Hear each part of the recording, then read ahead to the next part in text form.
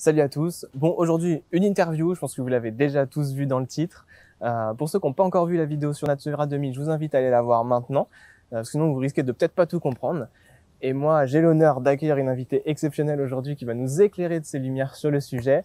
Salut Aurélie. Salut Alan. Donc déjà, est-ce que tu peux te présenter et présenter ta mission?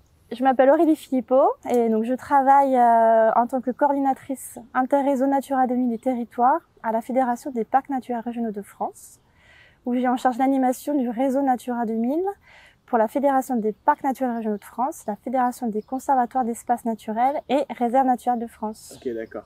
C'est une nouvelle mission puisqu'elle a été créée fin 2019 donc à l'initiative de ces 3 réseaux de gestionnaires d'espaces protégés.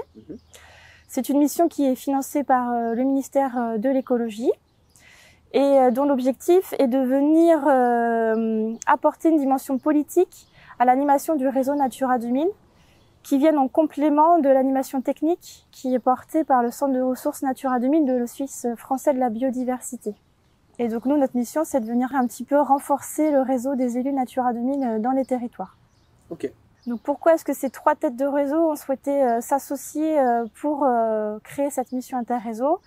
C'est tout simplement parce que actuellement, plus de 2 millions d'hectares du réseau Natura 2000 français sont gérés donc soit par un conservatoire d'espaces naturels, soit par un parc naturel régional ou soit par une réserve naturelle. Et que ces 2 millions d'hectares, ça représente environ 40% des sites Natura 2000 français actuels. Ok. Ce qui n'est pas rien. Non, c'est pas rien. À côté de ça, il y a également beaucoup d'autres structures qui animent des sites Natura 2000, énormément de collectivités territoriales autres que des parcs. Il y a également l'ONF, l'OFB, des syndicats de rivières. Donc cette mission interréseau Natura 2000, elle a vraiment vocation à bénéficier à l'ensemble des structures Natura 2000 et notamment à celles qui peuvent être un petit peu isolées puisqu'elles n'appartiennent pas forcément à une fédération au niveau national. Du coup, la vidéo, elle est quand même assez théorique. C'est quand même un peu les grandes lignes de Natura 2000. Toi, tu as une expérience d'animatrice de site aussi. Comment est-ce que ça se passe en vrai sur le terrain? Alors, dans la vraie vie, Natura 2000 sur le terrain, en fait, pour chaque site Natura 2000, il y a une structure animatrice qui a en charge d'animer ce qu'on appelle le document d'objectif ou DOCOB pour les plus experts. Ouais, on en a parlé un petit peu. Oui, c'est vrai. Et donc, dans ce document d'objectif, en fait, il va y avoir toute une liste d'actions qui sont à mettre en place sur le site Natura 2000 et qui ont pour vocation de venir soit restaurer ou soit maintenir les espèces et les habitats qui ont motivé la désignation du site Natura 2000. Donc concrètement, la structure animatrice, son rôle, ça va être d'aller rencontrer tous les acteurs du territoire, donc que ce soit des élus, mais également les habitants ou également les acteurs socio-économiques, donc comme les agriculteurs, d'aller leur expliquer pourquoi est-ce qu'il y a un site Natura 2000 sur leur territoire, leur expliquer surtout les enjeux de biodiversité et également de voir avec eux par rapport aux activités qu'ils peuvent avoir sur ce territoire, comment est-ce qu'on peut trouver des conciliations et quelles actions on va pouvoir développer en commun pour toujours dans l'objectif, avec toujours l'objectif de préserver la biodiversité. Donc cette structure animatrice, elle est à 60% pilotée par une collectivité territoriale, donc par un élu du territoire.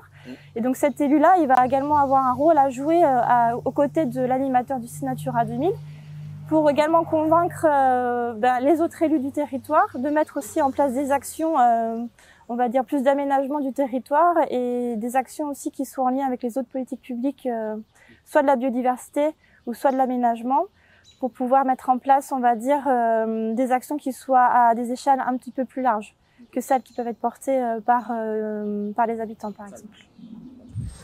Du coup, est-ce qu'un site Natura 2000, c'est quelque chose qui s'inscrit vraiment dans le temps? Oui, alors un site Natura 2000, quand il est classé, normalement, c'est pour toute la vie. Oh. L'objectif, c'est vraiment de conserver les espèces et les habitats dans un bon état de conservation. On sait que ça peut prendre beaucoup de temps, notamment pour tout ce qui est habitat et plantes. Donc l'intérêt, c'est vraiment d'avoir des aires protégées qui le soient pour le plus longtemps possible, pour qu'on ait vraiment le temps d'agir sur ces milieux-là. C'est vraiment un régime de protection à long terme. Le but, c'est de les maintenir dans un état tant qu'il y a besoin. Oui, SAC Natura 2000, c'est un réseau d'aires protégées à l'échelle européenne. Ça n'a pas toujours été facile au début. La mise en place de Natura 2000 au début en France a été un petit peu compliquée. Et donc, il faut aussi laisser le temps aux gens de s'approprier ce réseau d'aires protégées Et puis aussi de mettre les choses en place, hein, parce que c'est quand même un réseau européen avec énormément de sites qui nécessite aussi beaucoup de moyens financiers. Donc on peut pas forcément avoir des résultats sur du court terme. Et donc l'objectif, c'est vraiment de viser une restauration sur du long terme. Oui, du coup, c'est toujours un réseau qui est tout le temps en train de grandir. Au final, il n'y a pas forcément de limite. Le réseau Natura 2000 terrestre, il est réputé complet. Donc ça veut dire qu'on considère qu'il y a suffisamment de sites Natura 2000 au niveau terrestre pour pouvoir remplir les enjeux qui sont définis dans les directives Habitat, Faune, Flore et les directives Oiseaux. Par contre, en ce qui concerne le réseau Natura 2000 marin, il y a effectivement encore des procédures d'extension qui sont en cours. Sachant que pour le réseau Natura 2000 terrestre, il est toujours possible de proposer soit des extensions pour des sites existants ou soit des nouveaux sites quand on considère quand même qu'il y a des enjeux forts en termes de conservation, soit d'une espèce ou soit d'un habitat. Okay. Alors du coup, comment est-ce que, en tant que citoyen, comment est-ce que je peux m'impliquer dans un site Natura 2000 ? Il y a plein de manières différentes de s'impliquer quand on est citoyen en faveur de Natura 2000, mais en faveur de la biodiversité de manière plus générale. Ce qui est possible de faire, c'est de se rapprocher de l'animateur du site Natura 2000. Déjà pour s'informer sur le périmètre du site Natura 2000, pour savoir quelles sont les espèces et les habitats qui sont présents. Connaître un petit peu les gestes, les gestes barrières. Les gestes barrières. Et puis aussi voir avec la structure si par exemple ils n'organisent pas des chantiers nature, des animations grand public auxquelles tu pourrais participer pour t'investir aux côtés de la structure animatrice. Après, en tant que citoyen, tu peux également aussi prendre contact avec le maire de ta commune pour lui faire part de ton envie de participer à la préservation de la biodiversité et donc de connaître un petit peu les actions que la commune elle mène sur cette thématique et peut-être même les inciter à monter des projets de grande envergure qui aillent au-delà de Natura 2000. Et donc si tu es propriétaire aussi d'une parcelle qui se trouve en Natura 2000, tu as aussi la possibilité de signer ce qu'on appelle des contrats Natura 2000. On en a parlé dans la vidéo, ouais. Exactement. Donc ce sont des contrats qui sont rémunérés et qui permettent de mettre en place des actions en faveur des espèces et des habitats des directives européennes. Okay. Du coup, comment est-ce qu'on... Enfin, si on devait, comment est-ce qu'on pourrait améliorer Natura 2000 ? Pour améliorer le réseau Natura 2000, ce qu'on peut faire et ce qu'on essaye de faire au sein de la mission Interréseau, c'est de fédérer l'ensemble des structures animatrices et également le réseau des élus Natura 2000 pour que ce réseau il soit plus cohérent et il soit plus dynamique et puis qu'on puisse aussi porter une parole commune au niveau national puisque c'est aussi important pour Natura 2000 de faire remonter la parole des territoires au niveau national pour faire évoluer les projets de loi qui peuvent concerner Natura 2000 ou la biodiversité de manière plus générale.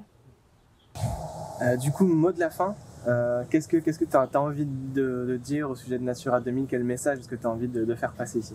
Si je devais faire passer un petit message pour terminer l'interview, je dirais que Natura 2000 c'est un réseau d'aires protégées réglementaire, mais qu'il est basé sur le contractuel et le volontariat et que donc il faut absolument une implication des citoyens et des élus pour pouvoir mettre en place des actions concrètes en faveur de la biodiversité.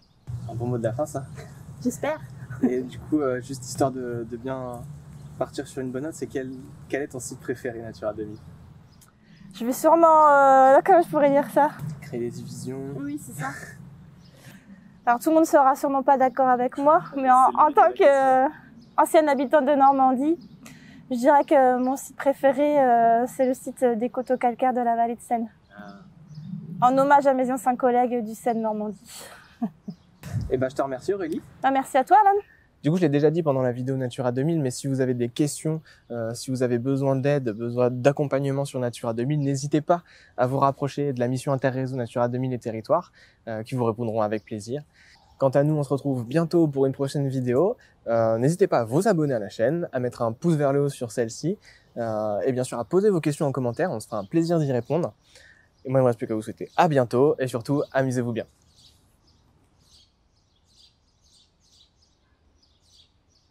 Actions de protection de la biodiversité et puis qu'on puisse agir pour le bien commun de l'humanité.